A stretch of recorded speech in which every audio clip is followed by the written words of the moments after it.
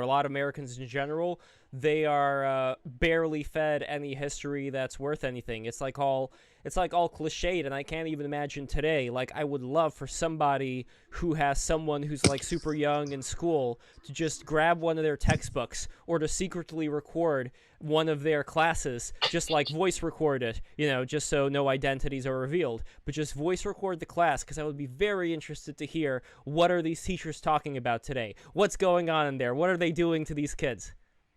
Well, history It was starts at boring. Obama. I just Black graduated. history It was starts- boring. Oh It was my- boring.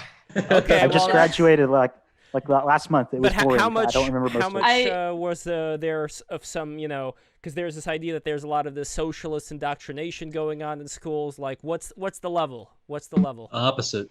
American I don't think- education is capitalist propaganda, 100%. I would Interesting. like I don't know to... how much. I think some people overreact a little bit, but there's definitely What? that that part about it where there is a lot of what you might consider propaganda for what the elites want you to believe. You can see that does exist. And then consider what the I remember that. elites are in the USA. I may have a warped perspective because I went to a STEM school assigned by my parents, and because I was a more like gifted and talented child than others, which is completely not true. You look But- gifted. But I went to a STEM school, and my school was directly funded by Lockheed Martin. Like, we received massive amounts of grants from them for and in exchange, our school made like a change in priorities in their budget, which basically led to any or all arts programs basically being removed. And instead of those, we had more engineering programs like aerospace. And while that may be a benefit to those that may be passionate about it, a lot of these kids were not in there by choice. And we were fed this kind of like common core that was completely skewed to one side of the skill set that a human needs.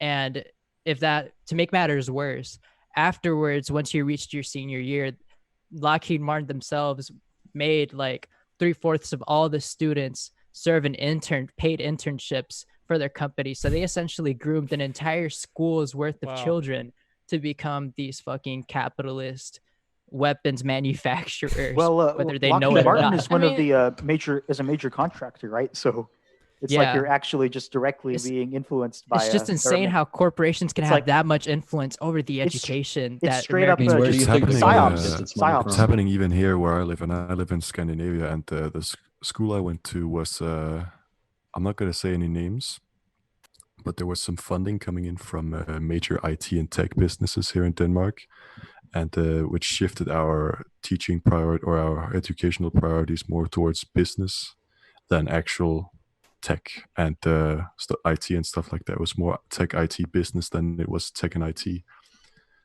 And yeah, definitely like. So stop trying to improve methods and just try to sell more like user-friendly stuff. sell more, user-friendly stuff.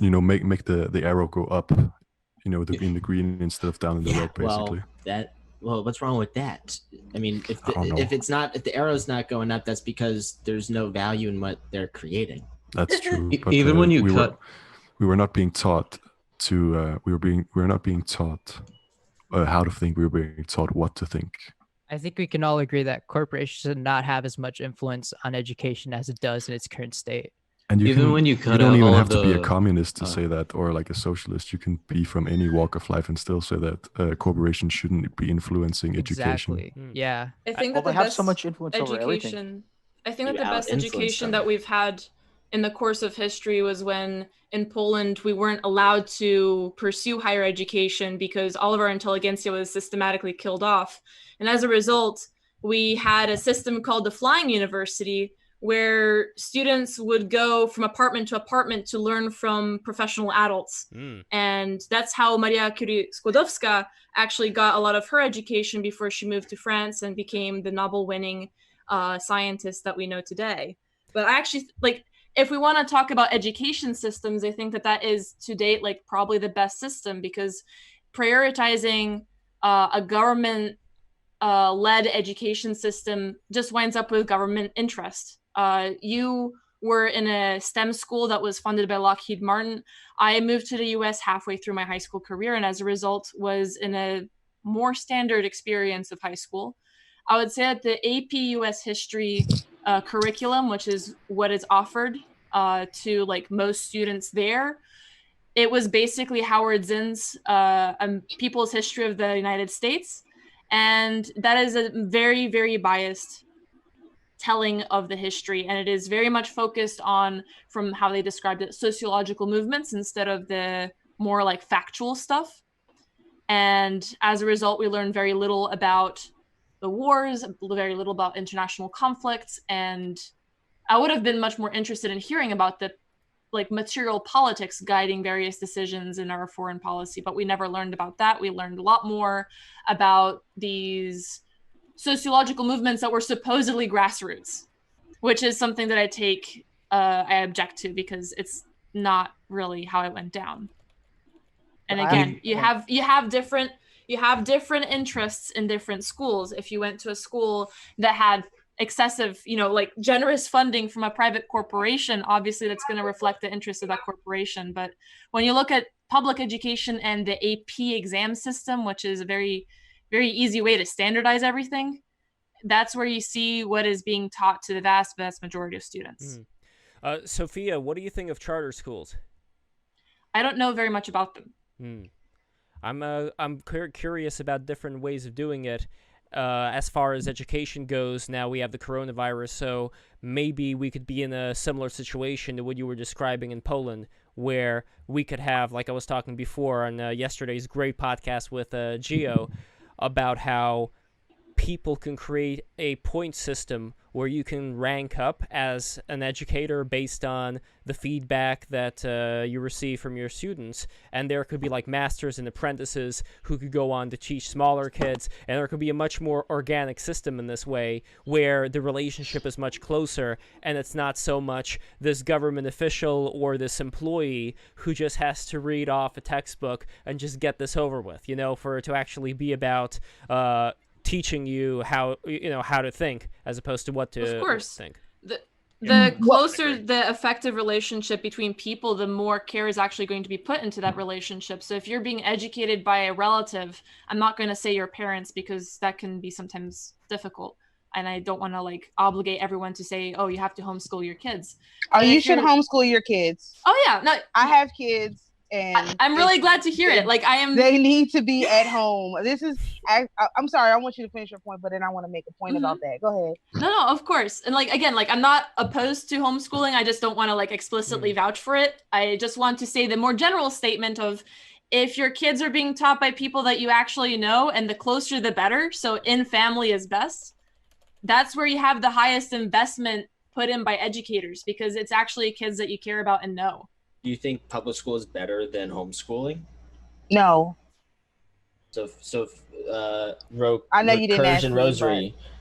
Well, everyone, yeah, but Rosary. I think Sophia. I think that education is highly contingent on the character of individuals. If you're homeschooled and you're disinterested in your education, you're going to do poorly, and the same thing goes for public school. But no one doing homeschool is going to be dispassionate, because if they were dispassionate, they would just send to public school. Not true. If you didn't want to be homeschooling your kids, if you didn't want to homeschool your kids, you would send them to public school. So I do have something on this, and I think this is something that's really overlooked, because what's happening even here is we're discussing, what is it, charter school, is it public school, is it homeschool? And one of the things you're saying is if kids are disinterested in their education, that's a problem, and that's the key. Children in many families, you can't really mandate this, because then you go into authoritarian hoo-ha and rubbish, but kids are missold on the idea of their education. So many kids go to school because they have to. They're missold. They're not sold on the idea of, I'm going here to get knowledgeable, get strong, or whatever. They're just told to go there because they have to, and they figure out a bit later on, I'm supposed to be getting qualifications. Very few kids get it, I was homeschooled, by the way. Oh, from 6th grade. You can tell who was homeschooled. You can. I actually went to a public school. But I was one of those people who was sold on education, like I said, because of my family and where I'm from. I'm working on my doctorate, and I feel like it's the biggest waste of time and energy and money humanly possible. But I'm already almost done, and I'm just now almost 20 years into my educational process, and saying, what a waste of time, what a waste of energy. So no, there's a lot of good. There has to be so much good from education. Not a lot of good, you know, but absolutely. I'm not saying there's not. I'm saying for me personally, being an entrepreneurial type of person, I could have done without the education. I could have literally gone from high school when I started my first business, and just worked on my first business and let it have transferred into just kept working on that instead of like I went to college and then I got my master's and now I'm working on my doctorate. And I feel like the whole process is, now that I'm learning about my history a little bit more in a different perspective, I feel like a lot of it's just been sort of a waste. So my kids, like I said, are homeschooled. They go to or they went to, before they closed school, they went to a homeschool co-op. And so my mom is a teacher, so I don't really have to do a lot of the hands-on math and science and stuff like that. I do a lot of sort of the thing that I do, which is entrepreneurship. And I have one child who is disinterested in school, and I still am not considering sending her to public school. She likes Korea, she is into this K-pop stuff. Yeah, she's into this K-pop stuff, right? And so it's actually in this area, or actually I'm finding out that it's becoming a much bigger thing for Black people to be into K-pop. And so anyway, so she's into this K-pop stuff, and so she's really disinterested in the whole math, science, reading and writing. She just doesn't care about that. She just really spends most of her time learning Korean, and I have had extremely difficult time trying to figure out how to pair her with like a tutor or something so she can learn the language a little bit better or whatever. But I'm still not, because she's interested in Korean, I know what she's interested in, I'm still not considering sending her to public school as a result of her being disinterested in other types of education. But I am telling her, you ain't going to college and wasting my money. Like, you're just not going to do it. I'm not like that. So, but I do recommend people just keep their kids home. I don't recommend, if anybody who does have kids is somehow listening, I don't recommend that you withdraw your kids from school in America, because it's going to be a huge, especially if you're in a blue state, it's going to be a huge backlash against people just withdrawing their kids. There's like private schools. There's other little things. How do we know that school's ever going to go back to the way, like, it's not? We're currently in a limbo state where school is now, it's by Zoom, and I think actually that it's kind of funny if you think about it. The electronic medium like television and the internet has been colonizing the education system for about 60 years, anyways, and this is kind of the ultimate triumph of it, that now it's just totally through the medium, through this electronic medium of the internet. I mean, I wouldn't call it a triumph, considering that it's not going to work very well. Because just before this whole Corona thing happened, actually, people were starting to say, look, we need to get cell phones out of the schools. We need to get computers out of the schools. It was too late. It's way too late. But people were starting to sort of revolt against it. And then all of a sudden you go from, people are saying, look, maybe we do need to cut cell phones. Maybe we do need to cut computers. Maybe we do need to cut all this stuff, to now everything is on the computer. So I think it's a intended or an unintended consequence of this whole thing. That people already kind of get their education these days on the internet or through television, much more so than at school. I mean, this is definitely my experience in American public schools, that people really got their life education from the media. And this is a really old thing. And Marshall McLuhan makes the point that the education schools generally are a literary institution, is based on literacy. And so the introduction of electric media is totally, it totally defeats the whole spirit of it. And electronic media has taken over the society. And that's what I meant. Absolutely. I think that we're starting to have a bit of a disjunct in terms of what we define as success in education, because when we speak of public education and the merit of it, for instance, I mean, I wouldn't say that I've learned much from public education. I was enrolled in public school throughout my childhood and adolescence, and I was also homeschooled on top of that. So my parents took the time to teach me one-on-one everything that I needed to know. I was doing Italian public school, and I'm fluent in English by merit of my mother. So that's something that I credit to my family, not to public school.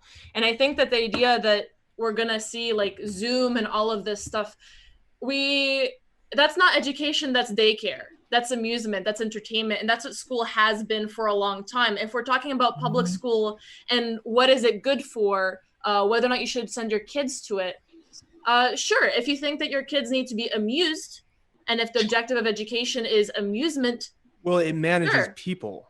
Yes, but if that's what you think is appropriate for your child, then by all means, send them to public school. If you want them to learn the trial by fire of sociology by learning how to handle a bunch of really, really stupid people around them, that might also be a benefit of them.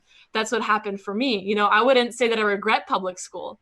But again, you have to really consider what are your objectives. I feel like if you're around, I never feel like I'm around stupid people. I feel like that's how I make myself stupid. Like, I think there was a period in my life when I used to think sort of one-dimensionally about intelligence, and then I started to realize like how dramatically different everyone is. Like, remember in the movie Zero Dark 30? I don't mean to be dismissive. Did you ever see Zero Dark 30? No, I haven't.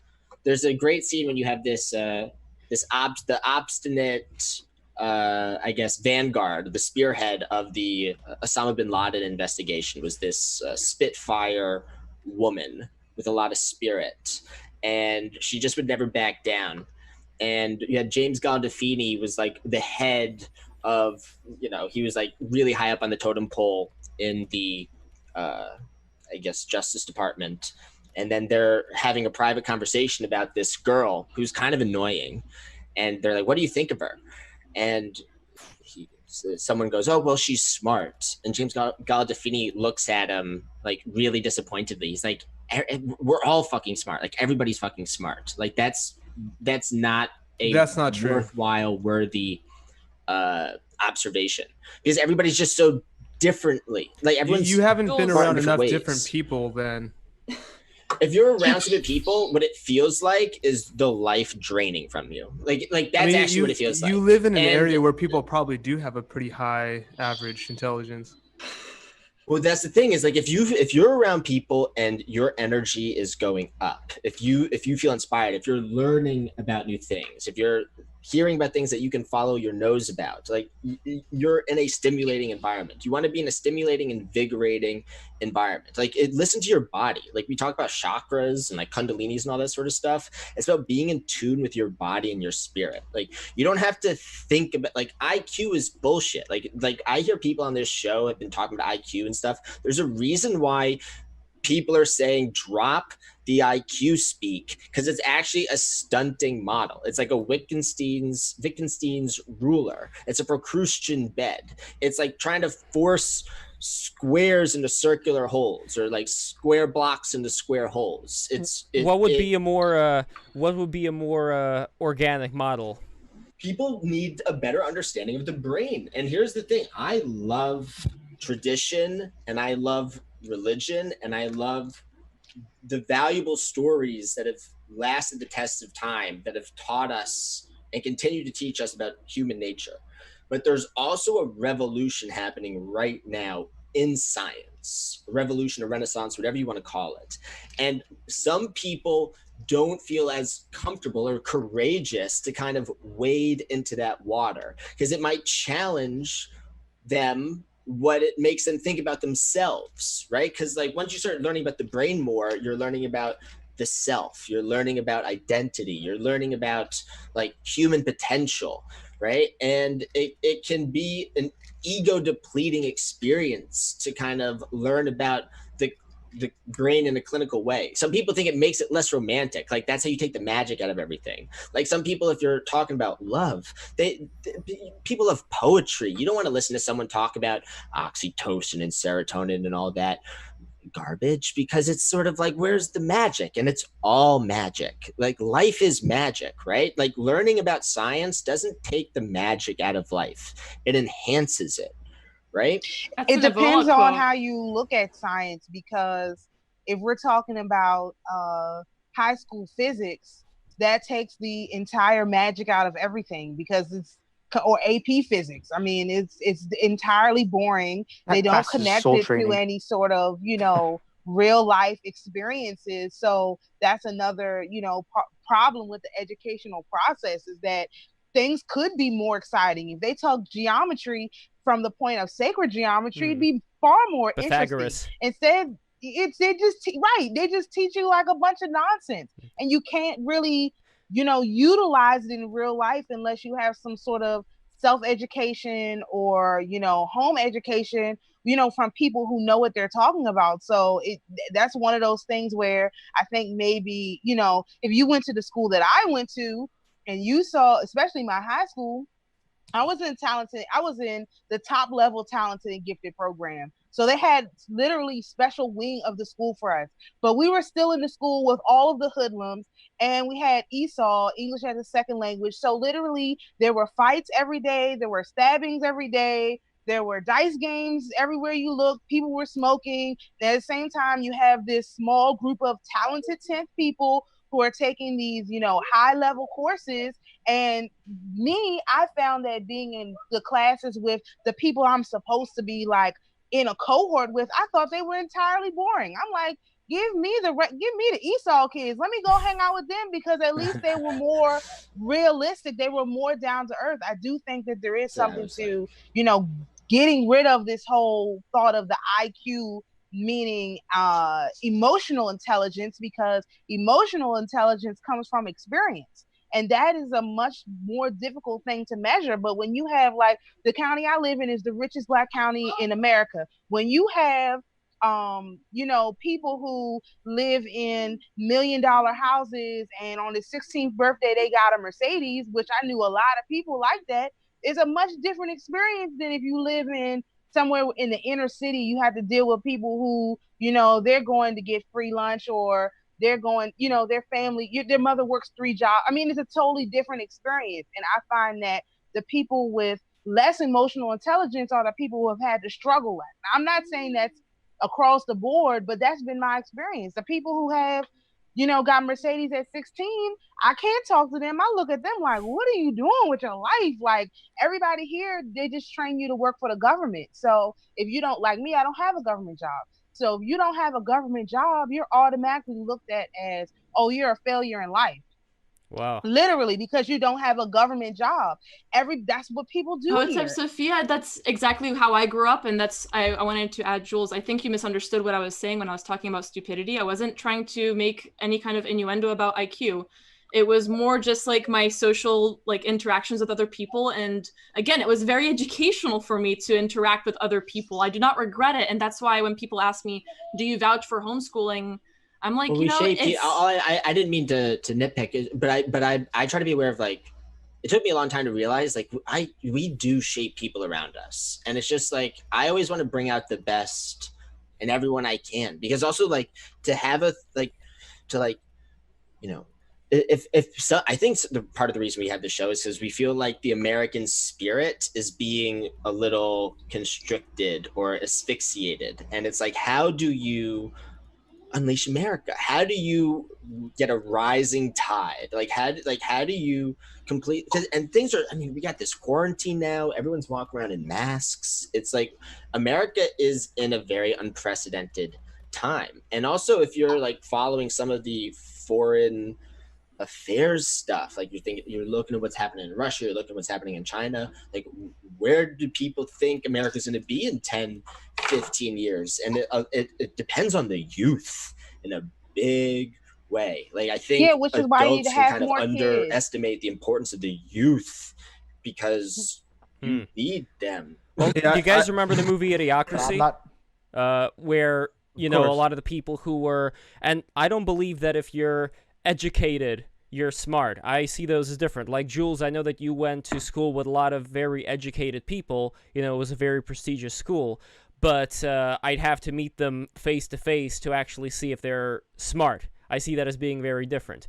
But at the same time, like that movie talked about how as society progresses, you know, the people who and Sonny made a point that like with the really rich people, that's not the case. They're actually having more kids. But that movie talked about how, you know, people who aren't as smart, they're going to have a lot more kids, and the people who are constantly, you know, worried about their career, they don't have time for kids, they don't have kids. So as a result, you have a population in the future that's just going to be a bunch of dumbasses surrounded by all this technology, where the smartest person in the world was the one who could solve that test where you have to put like the square shape into the hole, you know, and the circle into the hole, you know, like that was. But I have to ask, is it really a mark of intelligence to completely disregard the imperative to have children and instead to dedicate yourself to a wage job and pleasing your boss? I don't consider that a mark of intelligence. I consider that a mark of slave mentality. It's a mid-wit mindset. It's a psyop. They're brainwashed, basically.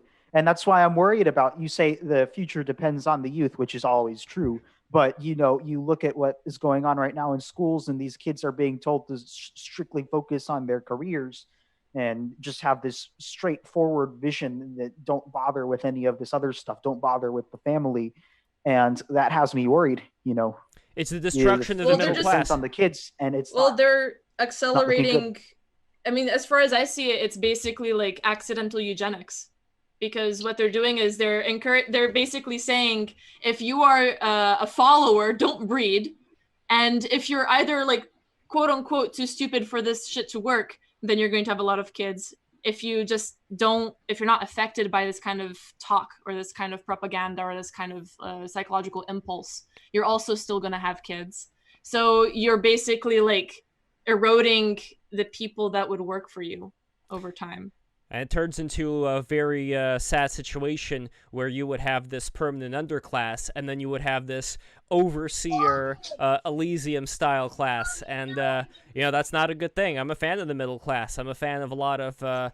I'm a fan of a lot of middle-class things that have come about over time. I think that's how we ended up getting a lot of prosperity. The only problem is that in a purely liberal worldview, this was a point that the Distributus was making in one of his recent videos, that the people who are just defending liberalism for the sake of itself, if there isn't anything else that's beyond that for people to strive to, of course they're going to go for, you know, all of this woke stuff. Because that's the only thing that they're being exposed to. That's the only higher knowledge that they're aware of. So, yeah. Oh, I would like to add that my impression of the middle class, historically speaking, is that it's very much a necessary product of a more industrialized area. So when you look at the conflicts between the North and the South in the US historically, and I think that the parallel can be aptly made as well in Italian history, because we had a very similar history of the North and the South uniting and having very, very strong issues. And that's why we have the mafia. It's because of this unification and because of the North imposing a lot of legislation on the South in terms of taxes that were not compatible with the social structure there. In a more agricultural like latifundist society, you only have like landowners and land workers. And the concept of a middle class is very much like something that either can be there or doesn't have to be there. It's not necessary. And it really depends on the social structure that you have. In an urbanized society, yes, you have a middle class that develops of, you know, like commercialists. But that is not it's not something that arises organically in every geographic environment, because it's very contingent on what your economy is based out of. And that's what happened here in my region, the DMV region. I mean, they basically breed people to be a part of this government class of people, who just, you know, they raise people in such a way that you just know you have to get a job with the government. You know, you have to, you know, do certain way in school. You need to go to a certain college. You know, here they don't necessarily push people to like top tier colleges, but just like middle tier or like HBCUs, you know, prestigious schools, but not too prestigious, because they don't want people to go into a different tax bracket. But like the median income is like $111,000 in my city. which in DC it's actually $110,000 as a median income. So this is what they just sort of breed you to think. And you have a lot of people, like I have people in my family who I had my child at 22, and I don't think that was too young, but I had people telling me, oh, you haven't gotten your master's yet, what are you doing, like you're ruining your life. And I'm like, are you crazy? I only got a certain amount of time to have kids. You want me to wait until I can't have kids anymore to think about starting to have kids? No, I need to go ahead. Your kids will be healthiest if you're like 22. Yeah, those are the healthiest kids you can have. Sophia, I'm just curious. Sorry to interrupt. Was it other women who were telling you that? Oh my goodness, yes. The Black women. I have a huge problem with Black women, and like my oldest daughter. I have 2 kids. My oldest daughter, I say she's never going to public school. I have great aunts. I have cousins. I have people at my church who literally spent all their time trying to talk me out of my decision. Like, she needs to go to public school. How is she going to socialize? What is she going to be able to do? I'm like, first of all, you don't know my child. Second of all, she doesn't like you or anybody else. And none of that is going to make a difference whether she goes to public school or not, except I'm keeping her from being harassed the way I was harassed. So she doesn't have to go through this whole public school trauma that I had to go through. Like I said, I went to public school. My mom, but my brother, actually, my mother removed my brother from public school after 9th grade or something like that. He was having a hard time. So she took him out of school and she homeschooled him. And that was a whole thing. I don't think we ever told anybody in the family he wasn't in school, because my family is so OCD about stuff. I mean, my grandmother has 5 sisters, and literally all of them and all of their kids and all of their kids' kids will come down on us because we literally have done everything different, from what is standard, what is traditional in this region, what is acceptable. We have broke every single rule. I personally myself have broke every single rule. I don't care. These people are insane. And it's a lot. And this area in particular, Black women will bring you down, all the way down to the ground. They do not care. And I have had to fight back to these people day in and day out, which is why, like I said, all my friends are over 40. I can't even have friends my own age. Not in this area, because they're like, what guy are you talking to? I'm like, this guy. And they're like, well, how much money does he make? What do you mean? Why is that the top of my list? How about, can he cook? Can he clean? Can he fix stuff? Is that more important? Yes, I can. How much? Yes, I can. And yes, no. I will. The BTR stream, like swimwear. Let's go. It's becoming the matchmaking stream. This is the real goal. I got a quick question. I don't have much time. I'm gonna leave soon, but I have a quick question for Lionella. In the terms I spoke, that schools moved to Zoom. And you're a VR developer, is that right? So what's the likelihood that the next step, school moves to Zoom, and then it moves into a virtual reality environment classroom, and that will be our new virtual school? What's the likelihood of that scenario? What is the likelihood? Well, give me a year. Wow, that's ambitious. I've have the plan all out, and I've worked at different VR companies and AR companies internationally and in America, and I see what the flaws are there and where the strengths are there. And so, do you think that's an idea that the market is ready for? Well, so what I'm building is something that is already, like, all the technology is there. It's just that nobody's put it together because nobody's figured out how to market it. And I'm getting there. And, I think in a year we should have something that's pretty good as an alternative to the traumatic experience of public education. That's brilliant. Well, all you need to do is get the government to adopt it, and then you've got immediate success.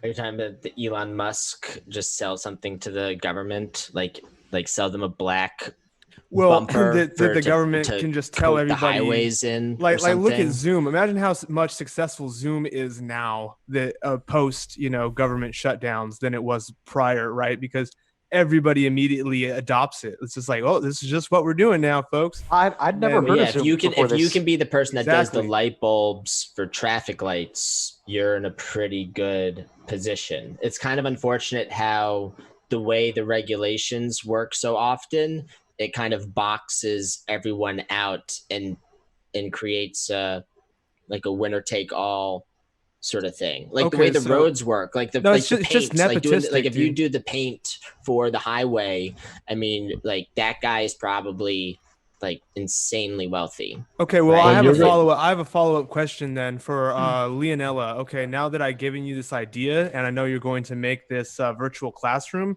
and it becomes very popular, you got to give me a cut of that because I just gave you that idea. And so I'm just saying. Well, Get in that hopefully bag. it won't be a classroom. It'll be a fun experience and exploration. Don't Because sell it to the government. we thrive on curiosity. Like we're here today because we are curious creatures and we love learning. But the way that the public education system has pretty much conditioned us to hate it and hate the idea of learning as well. And I think that's where we're kind of the reasons why we're still having problems in America that could be solved but hasn't, and we're just going into this loop. I think it might be possible that in a few decades' time, most of us spend most of our time in virtual reality. I think that's a distinct possibility. I don't see what the difference is now. We're always on our cell phones. We're on our Zoom right now. That's virtual. It's just that it's Yeah, not good like point. Yeah, we're completely looking at videos on immersed. Twitter. The Zoom and the distance learning classes that I had this year for graduation, it was not good. It was very, very boring, very disjointed. Felt like they really didn't know what they were doing. But with VR, I think you actually have an opportunity to do something a lot more interesting because, in the virtual space, you can do a lot of things that aren't possible in a regular classroom or over Zoom. So I think that has potential to be something actually interesting that you can actually learn from, as opposed to Zoom and the regular distance e-learning thing where they throw out your assignments on the Blackboard platform and they just say, just do these in whatever order, however you want to do it. It doesn't matter. Just do Dude, it. Do the VR assignments. chat is wild, man. Yeah, it's definitely more personal and more engaging to be in a VR environment than it is to stare at a screen and have, just a text thrown at you. You can be taught by a furry. A lot. We can bring on Pika Petey. He was here for those who aren't aware. We had him on, and he was like wearing his whole virtual reality getup, where he could Avatar physiognomy mogging is very that real. Was entertaining. I mean, you're going to be mogging your teacher with a Mia avatar. That's powerful. Yes, I've never talked to Mia yet, by the way, so we're gonna have to fix that. I would love to have Mia on the show. No one's talked to Mia. You're talking to Mia right now. It's a bit of a. Well, we are all Mia, right? That's the thing, yeah. I actually participated in a virtual residency for my doctorate program, which was the first one my school has done. Because usually they make us actually go to campus or somewhere for residency. And I think it depends on the type of person that you are, because I actually liked it much more that I didn't have to see these people. The last residency that I went to, I actually got in a fight with the education majors because they showed this video of Che Guevara, but it was like Venezuela was doing great. Like it was totally insane. Let me tell you, I went off. I was like, are you guys people in Venezuela lost 22 pounds last year. What is wrong? Like I went off. I could not control myself. So if you have a opposing political opinion, then and then all the teachers all talk down to me too, which is because I look the way that I look. I just don't look like I belong. Or they'll say you're being emotional or something. I was being emotional, but I literally don't look like I don't look like a typical doctoral student with the bright hair color and then I'm Black, and then I'm literally like, my dissertation is a Black issue, and so that's kind of like, you know, 3 strikes almost. Especially since I'm not using the Marxist, you know, Black typical theories to talk about my issue. So I'm not even coming from their realm, which most education people getting their EDDs, they're coming from that particular realm. So I actually, me personally, I preferred it much better. I could eat my own healthy food. I didn't have to be around these people, much less of an opportunity for me to almost get in a fight. So I thought it to be very, I liked it much more, because I really, the last residency I went to, I literally thought I was going to fight these people. And I Wow. almost did.